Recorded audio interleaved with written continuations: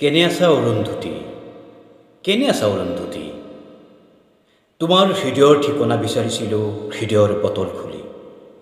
তোমাক এৰাৰ দিনৰে পৰা তোমাৰ আবেলিৰ খোপাত থপিয়াই পখিলা ধৰাৰ কৌশল, বৰষুণৰ কথোপকথন আৰু আৰু আৰু মই তোমাৰ হৃদয়ৰ ঠিকনা বিচাৰিছিলোঁ যাব পৰাকৈ।